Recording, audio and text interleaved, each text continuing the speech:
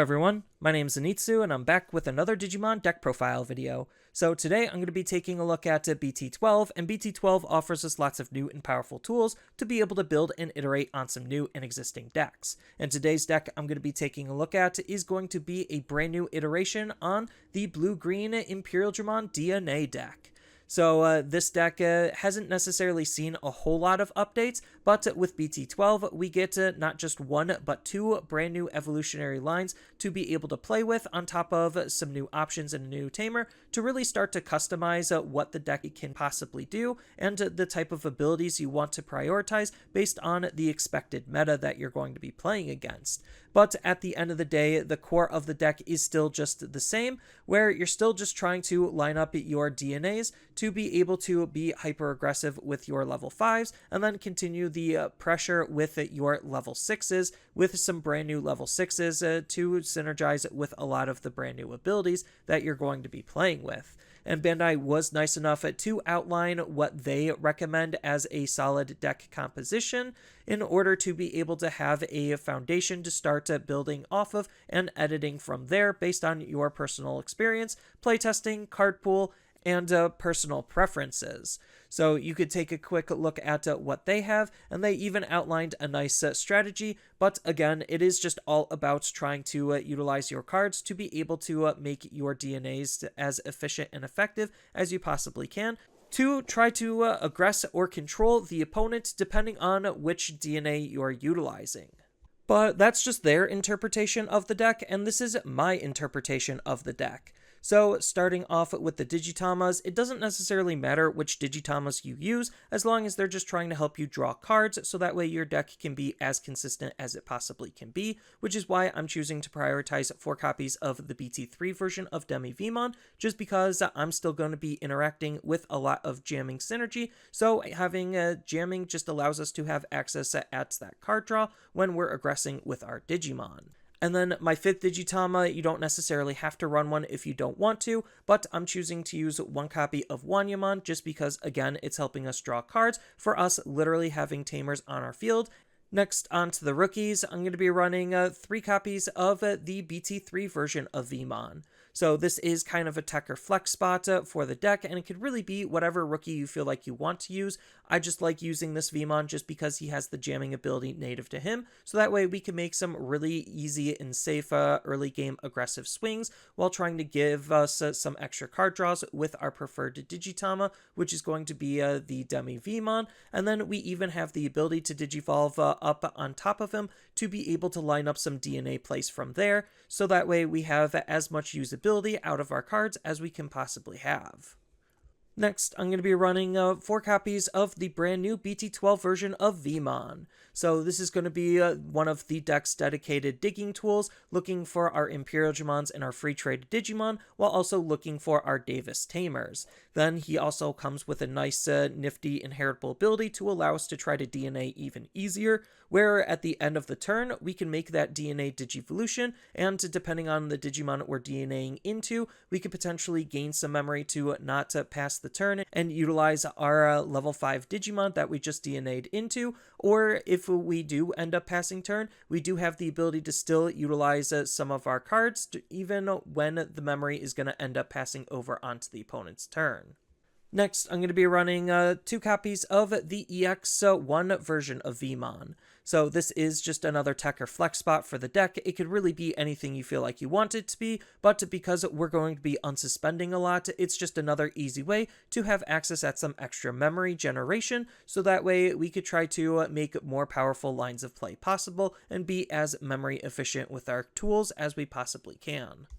And then the last rookie of the deck is going to be 4 copies of the brand new BT12 version of Wormmon. So this is doing the exact same thing as what we saw with the BT12 version of Veemon, being another consistency tool, except this time it's going to be looking for Ken instead of Davis. Next, on to the champions, I'm going to be running 4 copies of ExVeemon. So this is the brand new BT12 version, and this is a really good card just because the inheritable ability is doing the exact same as what we used to do with the EX1 version of ExVeemon, where it's just going to be giving our higher stage Digimon the jamming ability, while also having a nice ability native to himself to be able to gain memory when we DNA Digivolve, so that way we could be, again, as memory efficient with our cards as we can possibly be. And speaking of the EX1 version of ExVeemon, I'm still going to be running him, except now I'm going to be running him at 2 copies, just because he's still a really good card natively having jamming and having that same inheritable ability of giving our higher stage Digimon the jamming ability. Next, I'm going to be running 2 copies of the brand new BT12 version of Stingmon. So this Stingmon is doing almost the exact same thing as what we just saw with the BT12 version of ExVeemon. The inheritable ability, instead of jamming, is piercing this time, so that way we could try to deal more consistent damage when we're swinging with our Digimon. And then the last champion of the deck is going to be 4 copies of the starter deck Stingmon. So I prefer the starter deck Stingmon over the brand new Stingmon just because he has his own levels of usability, with him being able to reduce his play cost, so that way we have an easier way to be able to hard play him to allow us to DNA as smoothly as we possibly can, while he also has a nice inheritable ability to be able to give our higher stage Digimon the ability to draw some cards, and this is not limited to once per turn, so when we are going to be unsuspending and attacking with our Digimon over and over again, we're going to be drawing a card each time we do that, and that level of card draw could just help us see all of the parts and pieces that we need to be able to formulate a way to be able to counteract what the opponent is trying to do and respond and react to them. And then when it comes to the ultimates of the deck, they're both going to be our DNA slots, so we're going to be utilizing a blue and a green level 4 Digimon to DNA into either of our level 5s. I'm still going to be prioritizing the starter deck Imperialdramon just because he's one of the most aggressive parts and pieces that Imperialdramon has, allowing us to be able to multi-attack on top of the DNA, which just resets the Digimon, and then on top of that, he even has his own nice built-in removal for some of the opponent's low-level Digimon. And then the supporting level 5 and DNA of the deck is going to be 3 copies of the brand new BT12 version of Dinobeemon. So this, like Imperialdramon, is going to be one of our DNA Digimons that we're going to use. He's just a little bit more useful, especially if we're unable to maintain the turn when we DNA into our level 5s, just because his when Digivolving ability allows us to give him a nice DP boost, suspend one of the opponent's Digimon down, and then as part of the ability, attack into one of the opponent's Digimon, which we just suspended one, for some good easy control. Then, on top of that, he even has a nice inheritable ability for our Imperialdramons and higher stage Digimon to use, where it's going to allow us to be able to delete the opponent's security stack when our Digimon are beating up their Digimon, so that way we could try to make the most out of trying to control the opponent's field with certain abilities. And then, as far as the level 6s, I'm going to be running 2 copies of the brand new BT12 version of Imperialdramon Dragon Mode. So I like this over the old one, even though the old one has some higher combo potential. This one's just a little bit easier and more efficient to use, just because we're going to be Digivolving it for 3 instead of 4, thanks to its special Digivolution condition, which actually could matter trying to make our plays as memory efficient as we can possibly make them. Then he has this nice when Digivolving ability to basically suspend one of the opponent's Digimon down and unsuspend one of our Digimon, so that way we could be able to get an extra attack out of this Digimon, and we want that just because the Dinobeemon inheritable ability allows us to then start trashing the opponent's security, and we want to try to do that just because we want to try to trigger his end of attack ability to be able to Digivolve into our fighter mode for free, which we have some really good fighter modes that we want to be utilizing.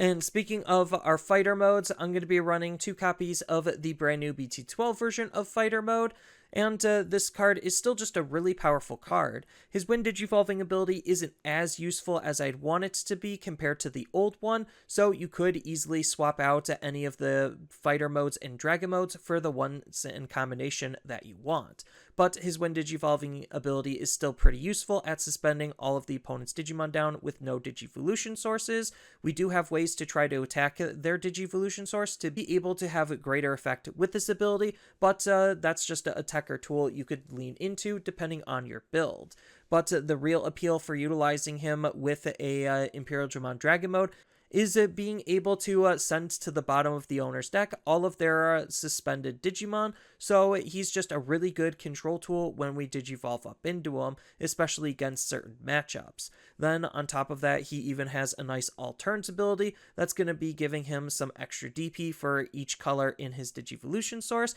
and when he has 2 or more colors, he's going to gain Security Attack and Blocker, making him a really good offensive and defensive tool. And then the last Digimon of the deck is going to be one copy of Omnimon. So this is the BT5 version of Omnimon, and this is just in the deck as an alternative win condition, just because his Wind Digivolving ability to unsuspend himself, paired up with his Wind Digivolving ability of Blitz, could just grant us an extra attack to close out games. Next, on to the Tamers, I'm going to be running 3 copies of Davis. So this is the BT3 version of Davis, and this is one of the most, if not the most important tamer in the whole deck. Not only is it acting as a good consistency tool looking for our blue and green cards, but it's also going to be the deck's dedicated memory setting tamer, and we want to be at that 3 memory so we could try to make our DNA plays as efficient as we possibly can, because the ideal way we want to try to DNA is to have a level 4 sitting in our raising, move it out, and then hard play a level 3 to then be able to DNA into our level 5s. And Davis puts us at that memory count to be able to allow that line of play even possible. But we still have some other pretty decent tamers in the form of 2 copies of the brand new Davis. So this is also a Davis by name, just like the old Davis, which we do have the Veemon to try to search out. And this Davis is still pretty decent, allowing us to have access at some extra memory generation, on top of the fact that he's allowing us to be able to Digivolve mid-attack when we're swinging with our high stage Digimon, so that way we could try to make the most out of our abilities, and Digivolving during the attack step is still super powerful, just because it'll make our Digimon unexpectedly stronger than what the opponent might be anticipating. And then I'm also going to be running 2 copies of Ken and Davis, just because, again, this is a Ken and it's a Davis, so it works with our Wormmon and it also works with our Veemon, being another really good search target, while also having the ability to give us some extra memory for us having a blue and a green Digimon on our field. Yes, the 2-color Digimon does count as both, to be able to have us gain a decent amount of memory. So if we combine this with our Davis from BT3 and our Davis from BT12, we could potentially start our turn off with a decent chunk of memory to be able to make a lot of powerful plays possible. Then on top of that, this is going to help us when we're aggressing with our higher stage Digimon and trying to Digivolve into our higher stage Digimon, just because it's going to be granting us some extra unsuspending, so that way we could utilize that to unsuspend either offensively or defensively, depending on what we're Digivolving into and where our current memory is. And then when it comes to the options, I'm going to be running 1 copy of Ice Wall because this card is so good, it's limited to 1, just because it's taxing the opponent for each of their attacks for a very low memory cost, while also potentially being a nice security threat on anti-tempoing the opponent even further. And speaking of tempo, I'm going to be running 2 copies of Hammer Spark. So Hammer Spark is just allowing us to have instant memory access to be able to make more powerful plays possible, while also in the security anti-tempoing the opponent. I was thinking about running a memory boost in the slot instead, but the problem with memory boosts is we could actually potentially whiff, just because they're specifically looking for 1 color, and we are sometimes looking for Digimon of the opposite color. So I just felt like Hammer Spark, to be able to gain us some instant memory, was just doing a better job.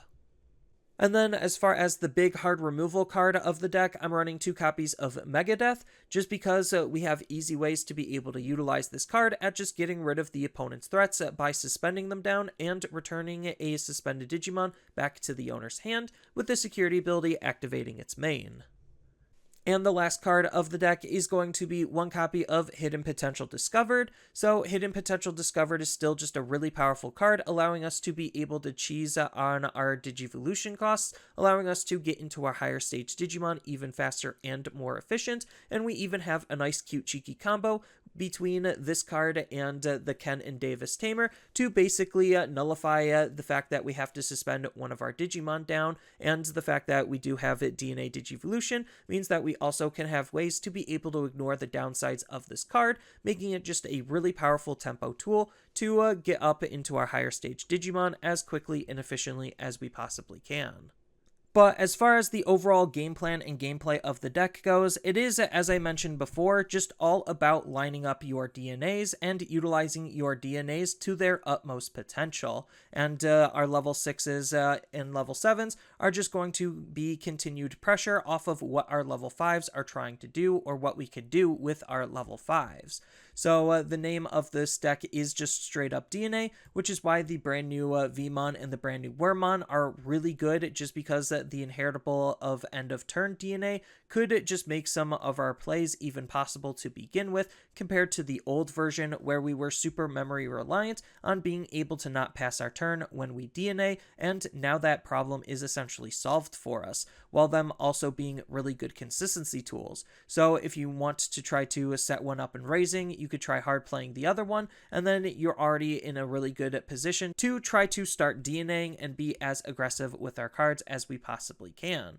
Then as far as the other Veemons that we're running, they're just really good at tech cards to be able to utilize for various different purposes, just because the Veemon inheritable from EX1 could still be pretty good, especially in combination with our Imperialdramon, because he can unsuspend when he's attacking, and in combination with the brand new Dragon mode to unsuspend when we Digivolve up into him. Then when it comes to the old Veemon from BT3, he's just in here just because he natively has jamming, which synergizes with our main egg, so when we attack early on, we could start chipping at the opponent while getting some good card draw in, and he's also really good in combination with our brand new ExVeemon, just because we could use him to attack, then Digivolve into the ExVeemon, and then line up a DNA play from here, utilizing some of our other cards, depending on what we have on our field and where our memory is. So there's just a lot of usability on what level 3 we're going to be utilizing,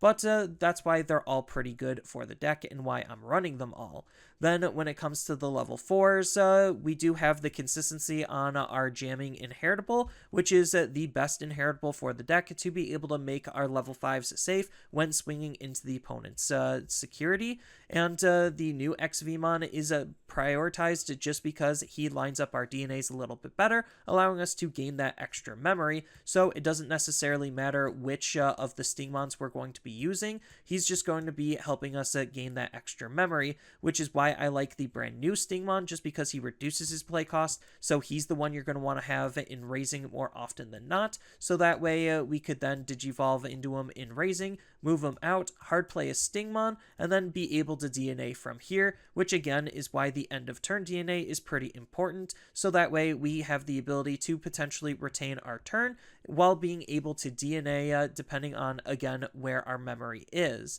And this is also kind of why the new Stingmon is still pretty good, but I do like the draw inheritable over the piercing inheritable, which is why I'm running more of the old one and less of the new one, but again, they're still fulfilling a very similar role to be able to line up our DNAs, just because if we need to do it the reverse way, we actually have the ability to do that. So there's just a lot of usability on our level 4s to be able to start lining up our DNAs. Then when it comes to what we're actually DNAing into, it doesn't necessarily matter what we DNA into as long as we're actually DNAing. The obvious best one that we want to use, just because he can multi-attack and remove one of the opponent's mid to low level Digimon, is going to be the Imperialdramon, just to try to put a lot of pressure onto the opponent. And then that's kind of where the new Dinobeemon comes in handy, just because the DP boost, the suspending, and the ability to attack into the opponent all happens. So if we do end up DNAing and still having our memory on the opponent's side, we could still utilize his When Digivolving ability to control the field, on top of the fact that his inheritable ability just makes our level 6s even stronger. And the buff, if we are able to retain the turn, does carry over onto our higher stage Digimon to be able to make them stronger as well. Then we do just have some other really cute and cheeky combos, like utilizing Hidden Potential Discovered and our Ken and Davis to be able to make it Digivolving into our Digimon even more efficient. So if we need to, let's just say, use our Imperialdramon to Digivolve into our fighter mode, we could use HPD to suspend the Imperialdramon down. Then when we Digivolve into our fighter mode, we get to suspend the Ken and Davis to be able to unsuspend them. So it's basically like HPD was free and there was no downside to using it at all, which is just a lot of some of the extra strengths and benefits that the deck can provide and offer, allowing for a lot of flexibility and customization when it comes to the stacks that we're trying to build and the abilities we're trying to prioritize.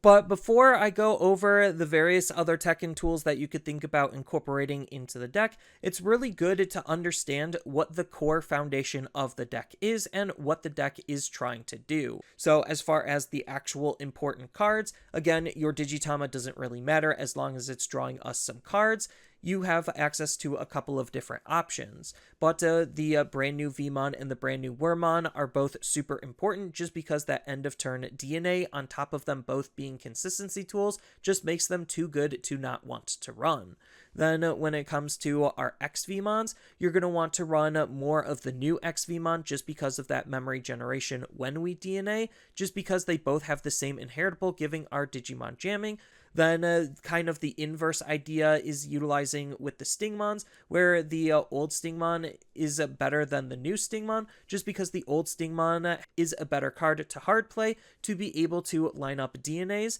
on top of the inheritable being better by allowing us to draw lots of cards. And the new Stingmon, while it's pretty good, has that same type of ability to allow our DNAs to be super efficient, so it's not like it's that bad of a card to hard play. It's just the old Stingmon's a little bit better, and it has the piercing ability for some added control when we're aggressing with our Digimon, which pairs up nicely with the Dinobeemon from BT12, just because we want to utilize his ability after we DNA to be able to attack into the opponent's suspended Digimon, with Imperialdramon being, again, the main point of aggression for the deck, having cheap and easy multiple attacks, making him just a really good aggressive tool. And then when it comes to some of the other options in Tamers, you're usually going to want to start off with an Ice Wall and a Hidden Potential Discovered, just because those cards are both limited to one. This deck can run both of them, and they're both super powerful. Then Megadeth could be swapped out for something like Gigadeath, but it's just a hard removal slot, and Megadeth is just one of the more efficient removal cards that we have to be working with our Tamers going to be, again, mostly Kens and Davises. The Memory Setter is easily the most important, just because he's going to be good at all stages of the game, versus the other two, which want to interact with the higher stage Digimon. And then as far as some various other tech and tools that we could think about incorporating into the deck to really customize it and make it your own, and try to figure out what combination of cards is best for any given meta that you're expected to see, we have access at some of the other starter deck cards, like Starter Deck Veemon as another good consistency tool, and Wormmon as another way to be able to have access at that inheritable ability to DNA at the end of our turn. Then we do have some hybrids that we could run just because we're already running a decent amount of Tamers. Then we do have Lydramon being a armored Digimon in both of the colors that we're already looking to play in. Same thing with the brand new Imperialdramon that's trying to trash the opponent's inheritable sources, and the old Dinobeemon, which is trying to stunlock the opponent's Digimon. Then we also have the BT8 Chimeramon, just because we are a DNA-based deck, and he's color agnostic when it comes to DNAs. Then we do have the old fighter mode and old dragon mode that you could kind of swap in and out depending on what you're prioritizing and wanting to focus on, just because both of them are still really good cards for this deck. And then we do have some other tech level 6s that we could run in the deck, like Bancho Stingmon and Grand Kawagamon, just because they're both freeze and we could still utilize them in the deck in some capacity. Then a cute and cheeky card that you could think about running is going to be the red-purple fighter mode, just because it's digivolving on top of any dragon mode. Then we do have some various other level 7s that we could run in the deck, like Quartzmon, on top of the fact that we do have various different Omnimons, and we do have Paladin mode as other level 7s we could run. Then we do have the new set of options that came out in BT12 that want to hard play our Digimon, so that way it's an extra way to be able to play our Digimon cheaper to line up our DNAs, and we do have some various other options that we could run. And if you're looking for an alternative tamer to use, Mimi is a really good one, just because our higher stage Digimon are part green, and gaining that extra raising phase could, again, just enhance and extend what plays are even possible to us. So that's all I really have for this video. As always, feel free to tell me your thoughts down in the comments below, and down in the description below are a couple of different ways you could support me and the channel. So I do have a TCG Player affiliate link, so when you use that link to buy cards off of TCG Player, then some of that money will go to supporting me and the channel. I also do make and sell playmats over on Overcard Gamers on Facebook, so when you buy a playmat with my design, then some of that money will also go to help supporting me and the channel. And on top of all of that, I do have a Twitch account over on twitch.tv/Zenitsu, so giving me a follow and a subscription also helps support me there, and I do play Digimon on top of various other games on that platform as well. So thank you everyone for watching, and as always, don't forget to like, share, and subscribe for more content, and I'll see you in the next video.